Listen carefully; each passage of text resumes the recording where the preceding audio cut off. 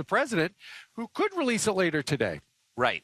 The expectation is that it will come out at the beginning of next week. That could change, but according to people we talked to yesterday, it is likely to be read into the congressional record on Monday.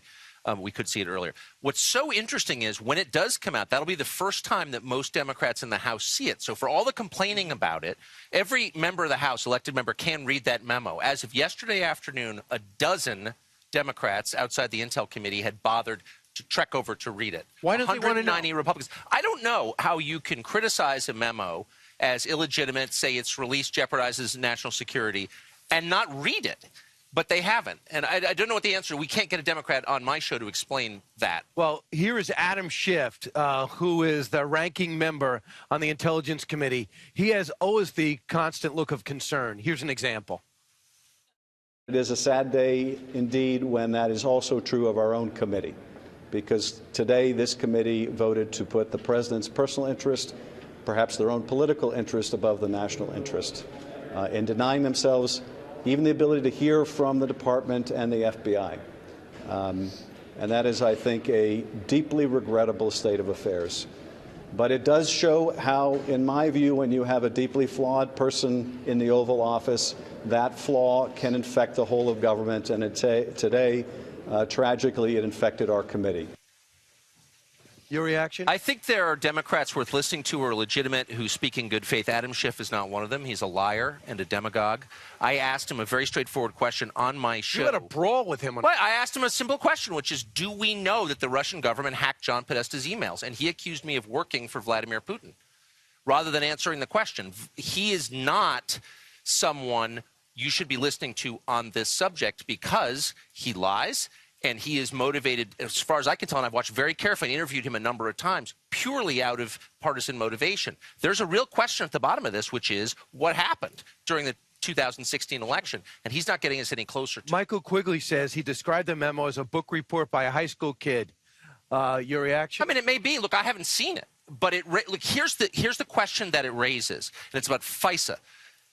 Was that law abused by the previous administration, by the Justice Department under Obama? Was it used to spy on, to surveil Americans when it shouldn't have been? It's a really simple question. And by the way, that should concern everybody, Tucker, Republicans and Democrats. Tucker, Andrew McCabe is now out at the FBI. Right. Do you think that the FISA memo had something to do with that? Did it have a role? We spoke to a number of people yesterday who have seen the memo. They didn't characterize it in great detail, but they confirmed that he is mentioned in the memo. But they also confirmed that he is the subject of an internal IG investigation at the FBI about his behavior during the 2016 election, and that both of those combined may have been responsible for him stepping down. Chris Wray, the director at the FBI, went to one of those secret rooms in the Capitol on Sunday, looked at the 4-page memo, nodded, went home, had dinner, went to work yesterday, then essentially fired Mr. McCabe. Does it look to you like this new guy, this Mr. Wray, is trying to clean house at the FBI? I don't know. It's very hard to tell from the outside. We spent a lot of time yesterday trying to answer that question. But here's the bottom line. Every American has a right to know if the government is using its intelligence and law enforcement agencies for political purposes. Yes. That's the end of the country. That will destroy your country if you allow that. It's not a partisan question. It's not about Trump. It's not about Adam Schiff. It's about America. Are they using it for illegitimate purposes? Because, Tucker, right now it looks like they did. I'm really trying to withhold judgment because I don't want to believe that about my government. But all of us should be concerned enough to get the answer. Right. And it's not about Trump. It's about America. Period. And you had Peter Strzok, who's involved in every element of this investigation, released as soon as the IG lets Robert Mueller know his background. And he is the one who talks about a plan in place should Trump win. We don't know if he's kidding. We don't know what it's about. Andy's office is a reference. And they talked about a secret society. People say, well, he was kidding. We don't know. And now we're about to see those somebody saw those 5 months worth of text messages between him and Lisa Page. What's so striking to me is to see reporters, self-described journalists say it is illegitimate to want to know the answers to these questions. Right. You're undermining public faith in government. Really? I'll tell you what undermines public faith in government, law enforcement, and in our intelligence agencies is the suggestion that they might be acting out of political motive. And we need to put that question to rest. Sunlight is the only way to do that. And reporters of all sides, all political persuasions, ought to be leading the charge for transparency. Right. They're not. Right. But Why? Tucker, there's so little curiosity on the part of some mainstream reporters into this story. They shout down people who ask questions. I'm not carrying water for any politician when I ask the question, was our government using these agencies for political ends? That's the question that Democrats used to ask. We had hearings all the time in Washington led by Democrats on that question. If they were, Tucker, what needs to happen to these individuals? Well, I don't think there's any graver betrayal of the public trust than to use the awesome power of these agencies for political ends. It's actually terrifying. That's when your police become the secret police. Right. I'm not saying that happened. Right. I am saying we have an obligation to find out if it did. He keeps getting more information. Despite criticism from their political opponents, the Republican-led House Intel Committee last night voted to release that 4-page classified FISA memo, as it's been referred to. Yeah, the vote coming only hours after the FBI Deputy Director, Andy McCabe, was removed from his post. Here to weigh in, and I get to ask first questions I read last, is House Oversight Committee Chairman, South Carolina Congressman Trey Gowdy, out here without a heated seat, but not complaining. No, sir. I appreciate that. So that's big news yesterday. The memo's on the president's desk.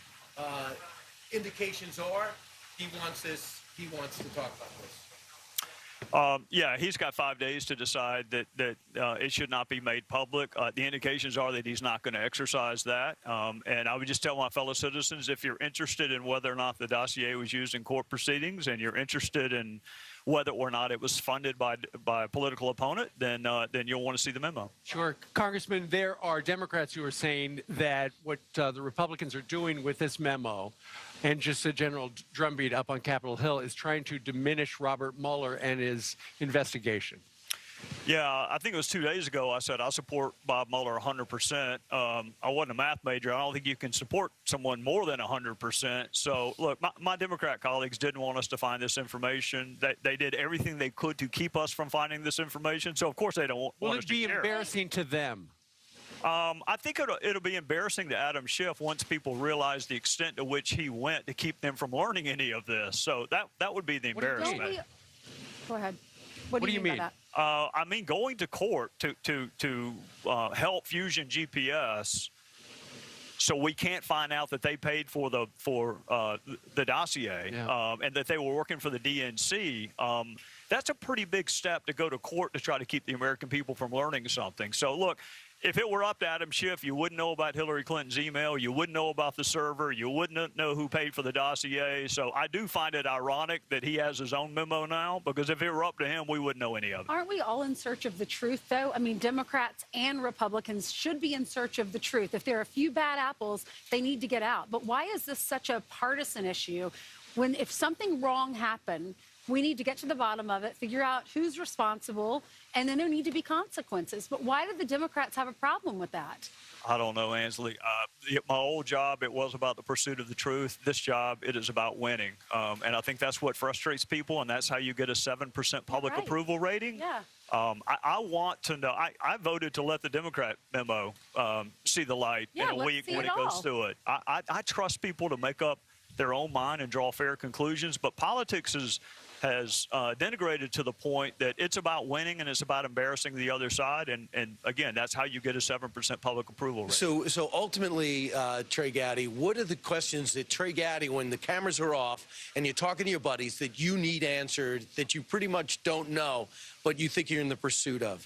Well, my main interest is the integrity of the DOJ and the FBI. So if the cameras were off, I would ask my friends at the Bureau and the Department, how pervasive was the bias? I see Strzok and Page, but I want to believe that out of the 30,000 employees, it's just those two. I want to believe that. I got a text this morning from an FBI agent who's a friend of mine, and of course morale is low. The Democrats blame us for that. I think morale is low because most people in this country hear the name Strzok and Page, and they associate that with the FBI. I would just tell them that is not the FBI that I ever worked with.